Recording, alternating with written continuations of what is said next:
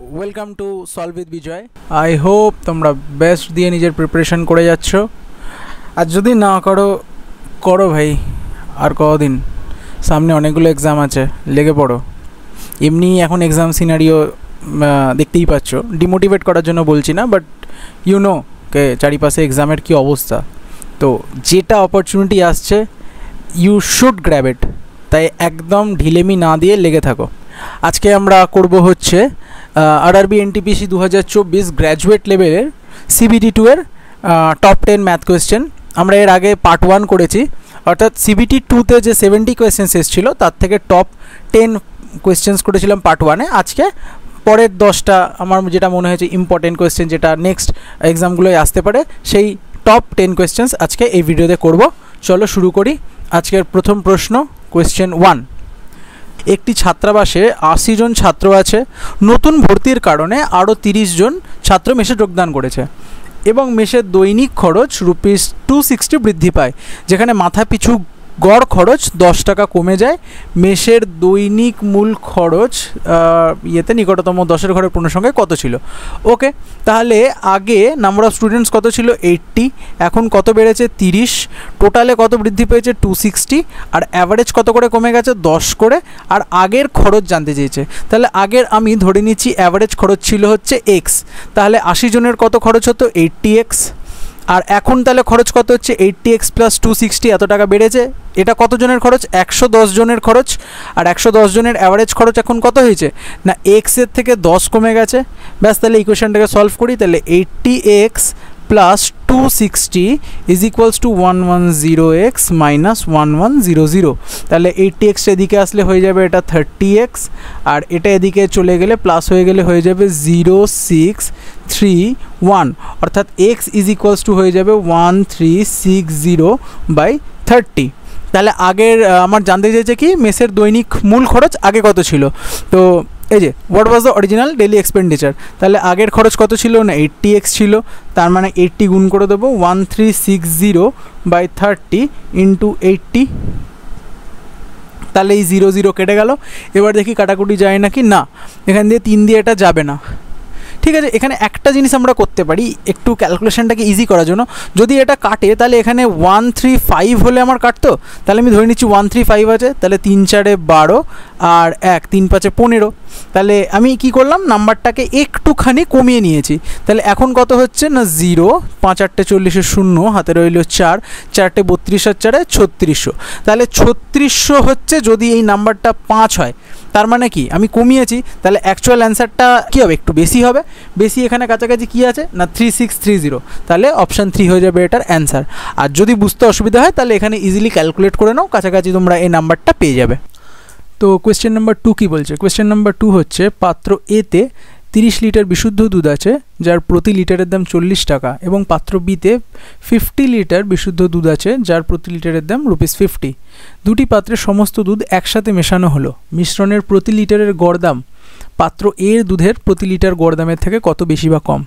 তো প্রতি দুটো কন্টেনারের দুধ যখন আমরা মেশাবো তাহলে তার অ্যামাউন্টটা কত দাঁড়াবে না 30 লিটার দুধ 40 টাকা করে এবং 50 লিটার দুধ 50 টাকা করে। এটা হয়ে গেল টোটাল অ্যামাউন্ট। আর এর গড় বার করবো কী করে না বাই টোটাল মিল্ক। তাহলে 30 + 50, তাহলে এটা হলো 1200 আর এটা হলো 2500 বাই কত 80। তাহলে এটা হয়ে গেল 3700/80। 00 গেল। এটা হলো 4 32 5 0 6 48 2, আর এটা হয়ে গেলো 5। হ্যাঁ, তাহলে 46.25।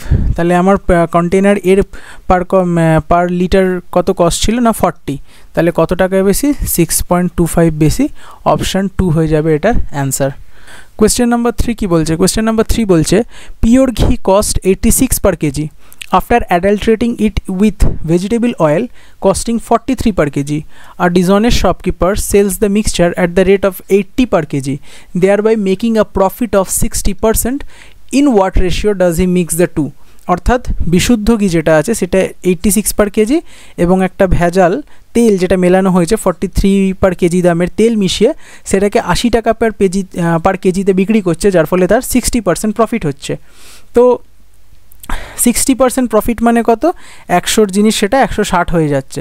নাও 60% প্রফিটে সেলিং প্রাইস কত, 80, অর্থাৎ 160 বরাবর হয়ে গেল হচ্ছে 80, এত 1 বরাবর 80 বাই 160 অ্যান্ড 100 হলে সেটা হয়ে যাবে হচ্ছে এটা ইন্টু 100, তার মানে হয়ে গেল এটা 2, এটা গেল 50। তার মানে ভেজাল যে ঘিটা তৈরি হচ্ছে সেটা কস্টিং হচ্ছে কত, 50 টাকা। এবার এটাকে কি অনুপাতে মেশানো হয়েছে তার জন্য আমরা অ্যালিগেশন মেথড ইউজ করব।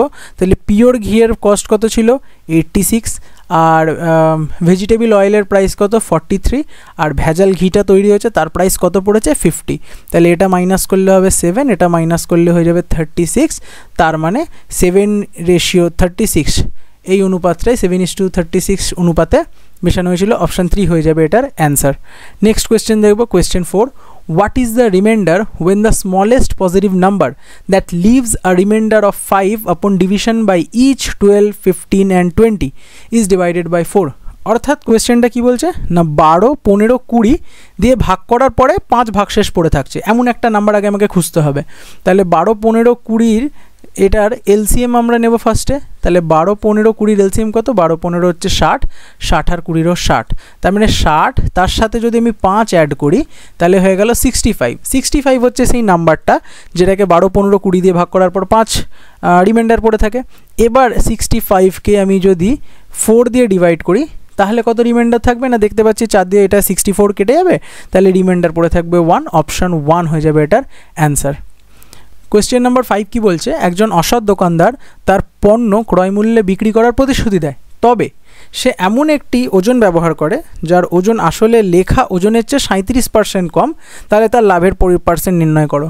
তাহলে সে লাভটা কোথায় করছে না, লোককে বলছে সে 100 দিচ্ছে, বাট সে অ্যাকচুয়ালি 37 কম অর্থাৎ 63 দিচ্ছে এবং সেখানেই সে লাভ করছে। অতএব সে লাভ কত করছে, 37, আর অ্যাকচুয়ালি দিচ্ছে কত, 63-তে। তাহলে 63-তে 37 লাভ মানে হচ্ছে এটা। না এবার এটাকে সলিউশন করব, সলভ করার জন্য কি ভাগ করব না, এটা আমি দেখতে পাচ্ছি কত ওপরে 3700 বাই 63, অর্থাৎ এটার ইউনিট ডিজিট কত আছে, 0। তাহলে আমরা এখান থেকে চেক করি কোনটা ইউনিট ডিজিট 0 আসতে পারে। ফোর্থ অপশান যদি দেখি তাহলে 3 × 0 0 প্লাস 6, এটা হয়ে যাবে 6, 3 3 9, 9 আর 6-এ 15 হয়ে যাবে, এটা 5 হবে না। আচ্ছা 3 4 12, 12 আর 6 18, মানে 8 হয়ে যাবে, এটাও হবে না। আর এটা দেখি 3 8 24 আর 6 30 0, তাহলে এটা ইউনিট ডিজিট একমাত্র 0 হবে, তাহলে অপশান 1 হয়ে যাবে এটার অ্যান্সার। কোয়েশ্চেন নাম্বার 6 কি বলছে, কোয়েশ্চেন নাম্বার 6 হচ্ছে, from a bus depot buses leave every 8 minute and travel along a straight road at a speed of 24 km/h. A traveler moving towards the depot along the same road meets the buses at regular interval of 6 minutes. Find the speed of the traveler. তাহলে একটা point থেকে বাসগুলো ছাড়ছে যার speed হচ্ছে 24 km/h এবং বাসটা এই একটা 8 মিনিট যাওয়ার পরে এখান থেকে সে আর দূর গেছে 8 মিনিটে, নেক্সট বাস এখান থেকে স্টার্ট হয়েছে এবং উল্টো দিক থেকে একটা লোক আসছে, সে কিন্তু এদিকে যেহেতু এগিয়ে আসছে সে 6 মিনিটের মাথায় সেই বাসটাকে দেখতে পাচ্ছে, অর্থাৎ সে একটা বাস এখান থেকে ছেড়ে 6 মিনিটে এখানে যাচ্ছে এবং এই লোকটি 6 মিনিটে এখানে আসছে, তবে গিয়ে বাসটা মিট করছে।